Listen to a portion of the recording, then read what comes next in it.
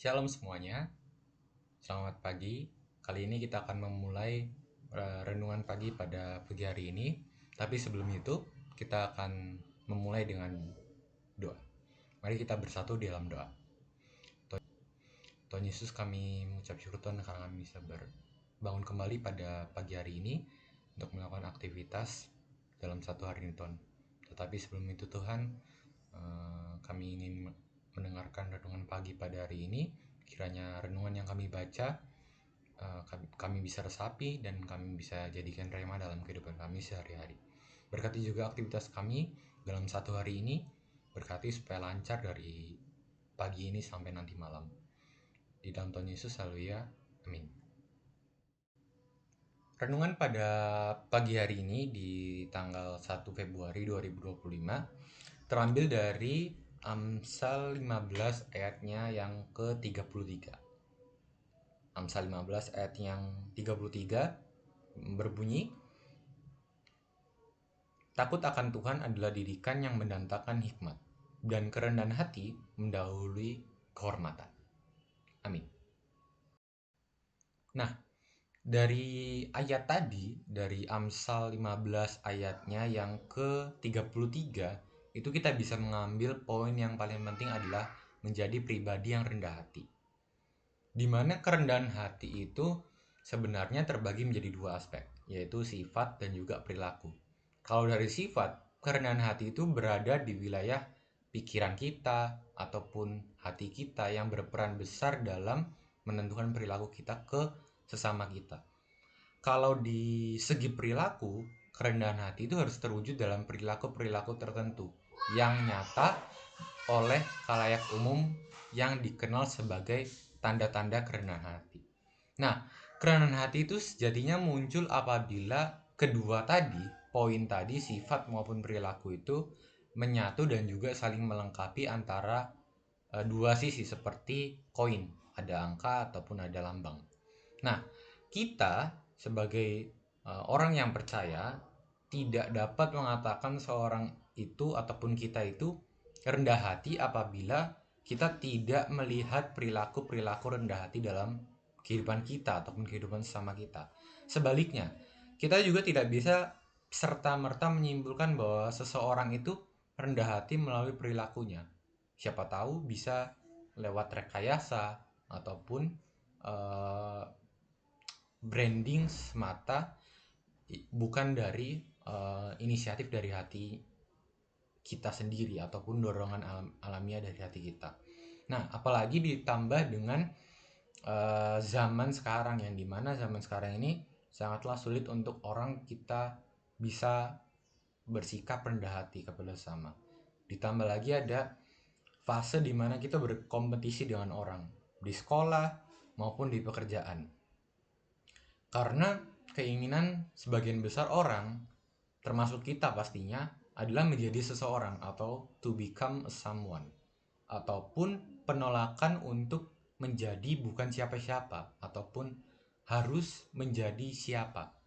Nah, itu penyebab kenapa sekarang sifat-sifat rendah hati itu sangat jarang sekali untuk kita temui ke tiap-tiap orang, apalagi di pribadi kita sendiri.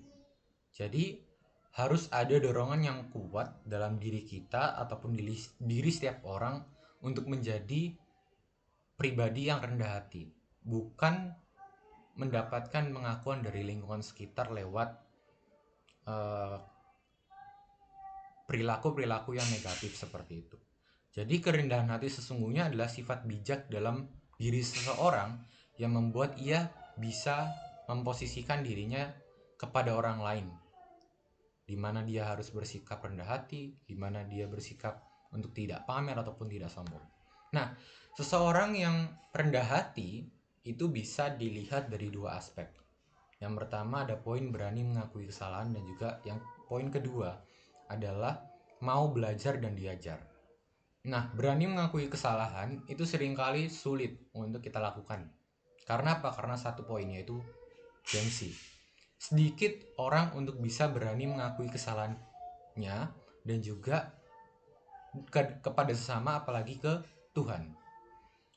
Padahal di Alkitab dikatakan di Amsal 28 ayat 13 bahwa siapa yang menyembunyikan pelanggarannya tidak akan beruntung, tetapi siapa yang mengakuinya dan meninggalkannya akan disayangi. Nah, yang poin kedua itu ada mau belajar dan juga diajar. Proses belajar dan diajar itu nggak selalu untuk di fase di sekolah ataupun di pendidikan secara formal, tapi lebih ke kehidupan kita di masyarakat seperti apa, kita interaksi kepada sesama kita itu seperti apa, kita bisa belajar banyak hal dari situ. Jadi proses belajar dan diajar itu tidak mengenal batasan usia, waktu, dan tempat. Sama hal di katakan di Alkitab Amsal 27 ayat 17 dikatakan bahwa besi menajamkan besi, orang menajamkan sesamanya. Serta mau untuk selalu mendengar dan membaca firman Tuhan dan mengenal dan memahami jalan-jalan Tuhan dalam kehidupan kita sehari-hari. Merenungkan siang dan malam dan juga selalu dengar-dengaran akan perintah Yesus, itu yang kita bisa terapkan di usia muda sekarang.